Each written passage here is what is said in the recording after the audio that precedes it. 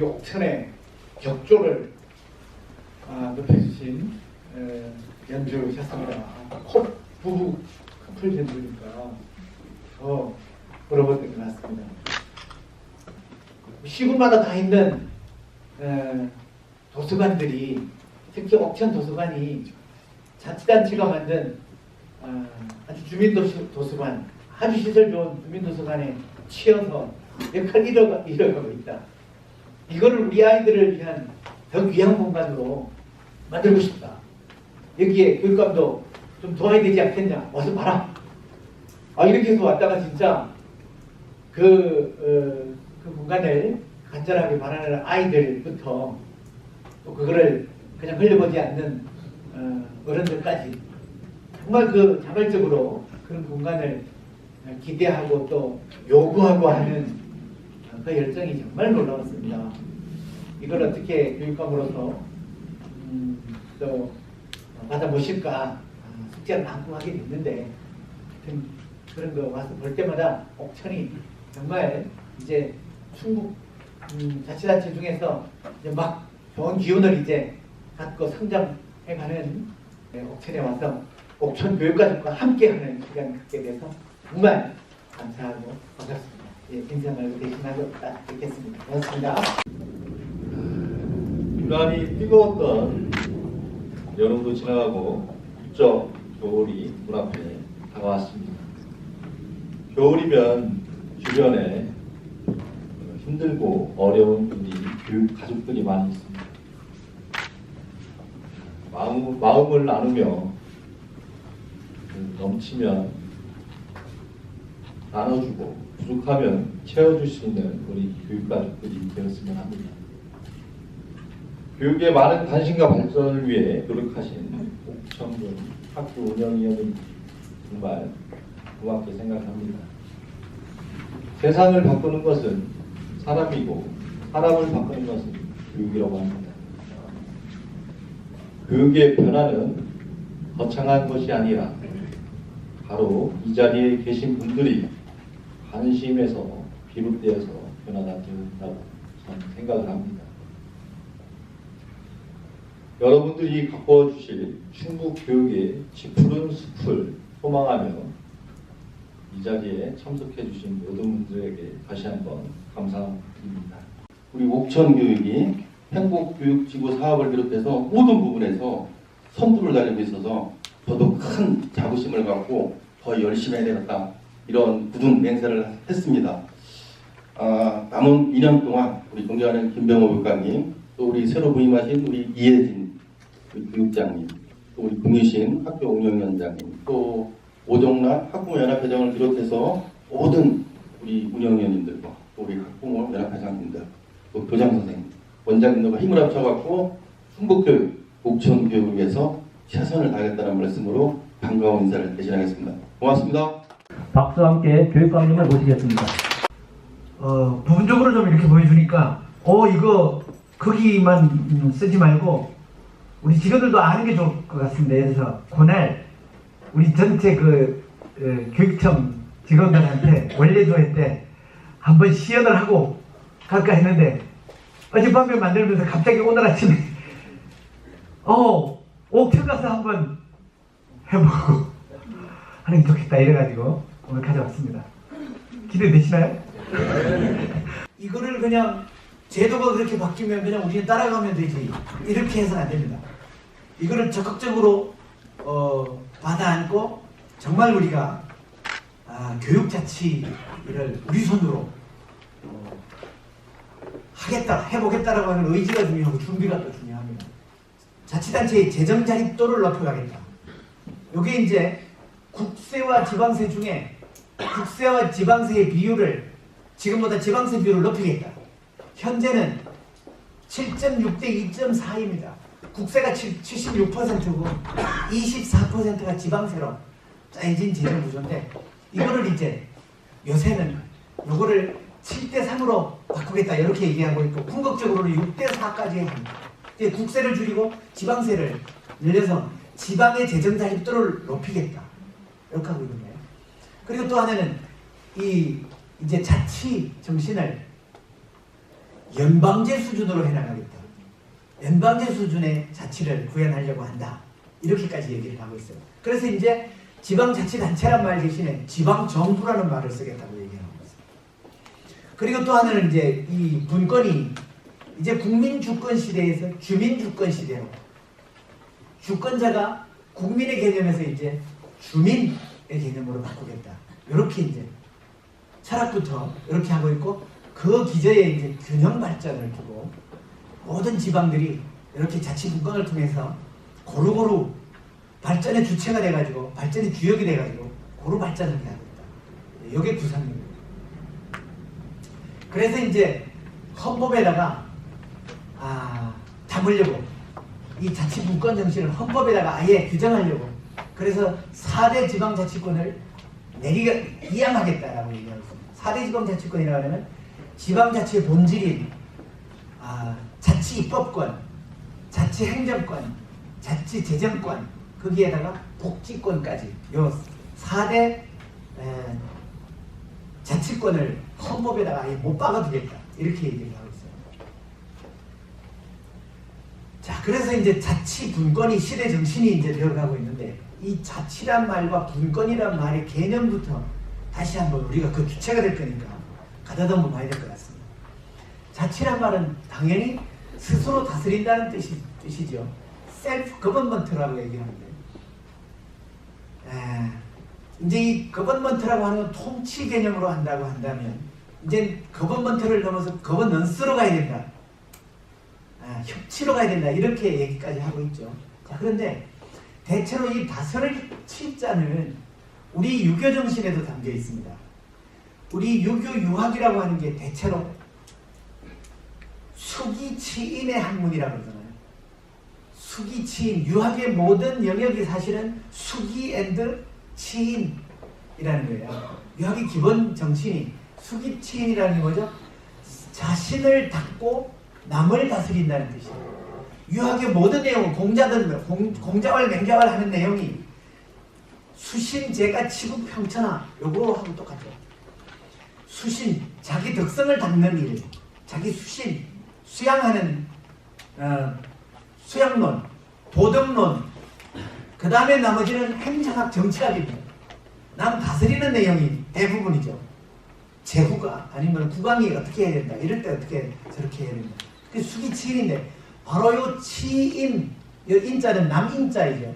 남을 다스린다라고 하는 치인의 개념이 아니라 이제는 다스리는 대상을 자기 자신으로 주는 게 자치죠. 수기, 자신은 딱 이 수양의 대상이었던 것을 이제는 다스리는 대상을 남으로 두지 않고 스스로에게로 돌리는 이런 시대 정신을 얘기하는 거예요. 자, 그런데 요 자라고 하는 게 개인이 아니고 퍼블릭 셀프입니다. 퍼블릭 셀프.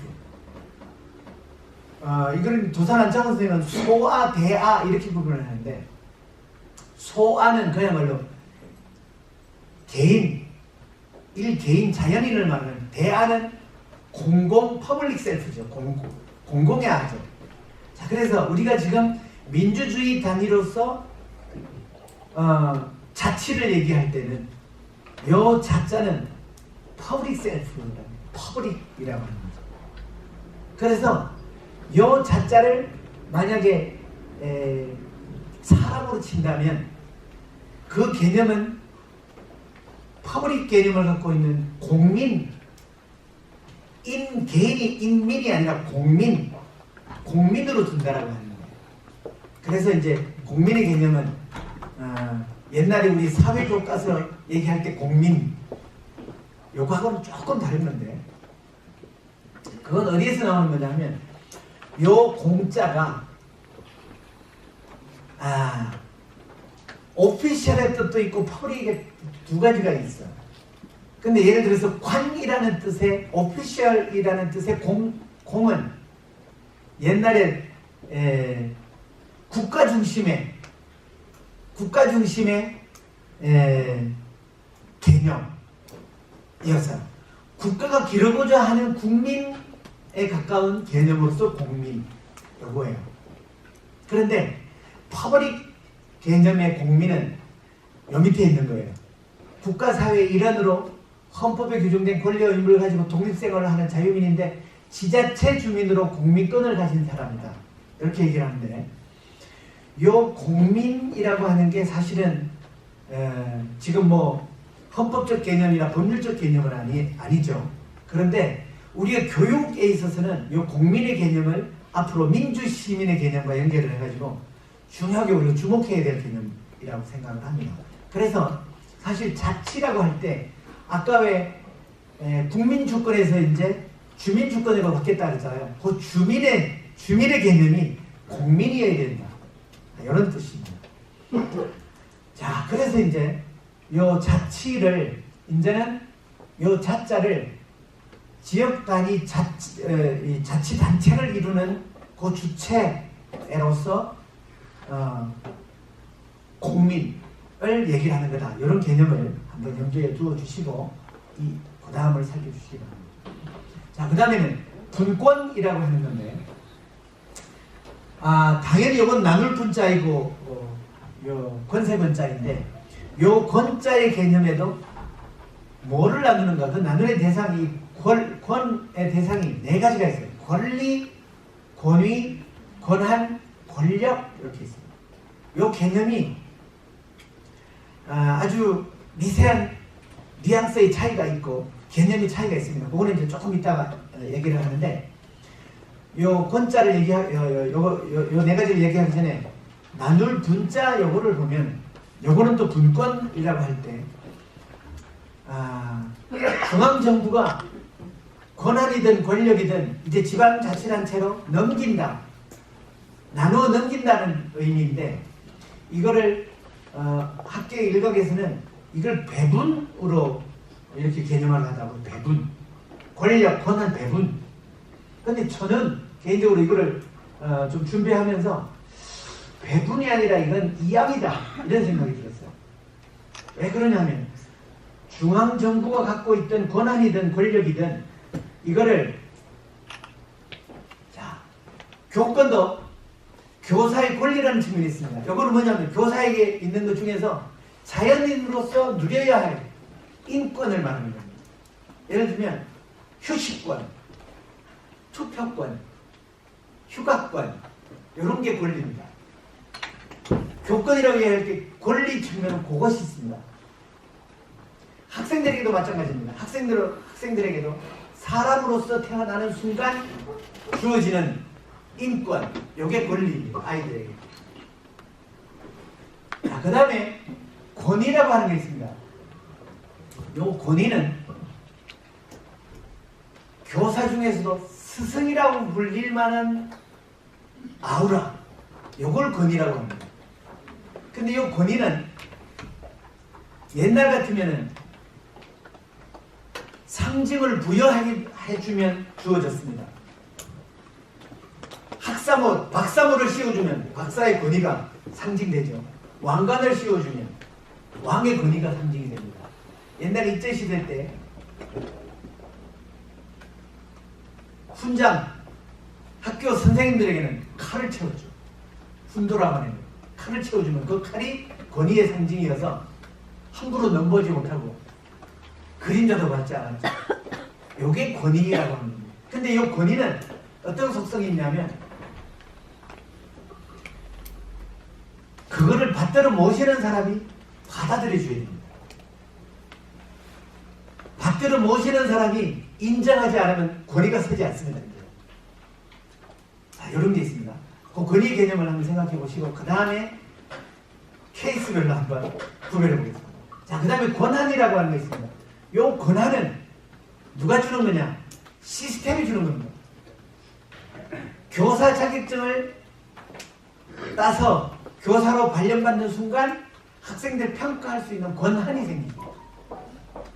그런데 정년퇴임하는 순간 권한이 없어집니다. 이건 시스템이 주기 때문에 있습니다. 그 다음에 권력이라고 하는 거는 이거는 누가 주는 거죠? 이거는 유권자가 주는 겁니다. 국민이 주는 겁니다. 모든 권력은 국민으로부터 나온다고 했잖아요. 민주공화국에서. 국민에게서 부여받은 힘입니다. 이거는 선출직공무원에게 있는 겁니다. 교육계에서 권력 있는 사람은 누구죠? 권력자입니다. 자, 그런데 요런 그런데 이제 요 권력이라는 게 그건 뭘 할 수 있는 권력이냐? 교육감의 권력, 징벌권, 뭐 이런 게 권력입니다. 쟁취할 수 있고, 뭐 징벌할 수 있고, 문책할 수 있고, 감사할 수 있고 이러는 거. 자, 그런데 이거를 제가 왜 이렇게 위주얼, 거주얼 구분을 했냐면요, 혼동하지 않기 위해서입니다. 자, 예를 들면 요새 교권이 침해당하고 있다. 교권이 서지 않고 있다. 아이들 때문에. 아이들이 침해해서 아이들이 인정하지 않고 이런 거 있잖아요. 자, 예를 들어서 교사가 학생 옷차림이 이거 학생답지 못해. 내가 보기에. 그래서 학생에게 머리를 이렇게 가리방을 대고 밀었어요. 옛날에는 당연한 지도행위로 허용을 했죠. 자, 이거는 이 선생님은 여기 가리방을 댈 수 있는 거 이거 뭐라고 생각하죠? 뭐라고 생각하죠? 이 중에 뭐예요? 권한이죠. 교사니까, 교사 나는 발령받았으니까, 담임으로 임명됐으니까 될 수 있는 권한이 있다 이렇게 얘기하는 거예요. 그죠? 당연히 권한이죠. 자, 그런데 그 당연한 학생은 뭐라고 생각해요? 뭐라고 생각하죠? 나는 이 내 머리는 인권 침해당했다 생각하잖아요. 난 권리 침해당했다 생각하잖아요. 권리입니다. 자, 그러면 어떤 게 더 크죠? 하늘이 준 거하고 시스템이 준 거하고 어떤 게 더 커요? 하늘이 준 게 커요. 시스템이 준 권한 가지고 하늘이 준 권리를 침해 못한다고 아이는 생각합니다. 미숙하니까, 어리니까 너희들은 침해당해도 돼? 이건 너는 인간도 아니야 이렇게 얘기하는 거 아니야. 넌 짐승이야. 자, 그런데 아이들을 짐승 취급하고 권위는 쓸까요, 안 쓸까요? 안 씁니다. 아까 얘기했잖아요. 권위는 받들어 모시는 사람이 받아들여줘야 되는 거라죠. 인정하는 거라죠. 권위는 제자가 저분은 내 스승님이야. 보기만 해도 머리가 숙여지는 아우라가 있는 분이야. 이렇게 받들어 모시는 우러른 마음이 나와야 되는 거죠. 그거 안 나오면 어떻게 되죠? 권위가 안 서는 거죠. 이 권위는 그럼 어떻게 세워야 되는가? 아이들한테, 제자한테 내가 스승이야, 폼 잡는다고 될까요? 여기 칼 찬다고 될까요? 권총 든다고 될까요? 안 됩니다. 그러면은 존경을 받으려면 존중해줘야 되죠. 제자를 사람 취급해줘야지. 짐승 취급해주고 존경받을 수 있을까요? 안 됩니다. 이제 조금 가닥이 좀 잡히시죠? 이것이 이제 교사 예를 들면 그렇게 되는데, 기관과 주민들 간에도 사실은 기관이 갖고 있는 게 뭔가, 이 중에 뭐죠? 행정기구는 치인 역량입니다. 권한과 권력 가지고 있다고 보는 거예요. 무슨 행정기관에 권리가 있습니까? 이거는 자연인에게 있는 거라 이 기관에는 없습니다. 권위는 있을 수 있겠죠. 근데 이것도 주민이 인정해주고 받들어 이렇게 모셔야 되는데 주민이 사실은 갑있잖아요. 그러니까 권위는, 행정기관의 권위는 사실은 법적인 유권 해석할 수 있는 재판관한테는 있을 수 있습니다.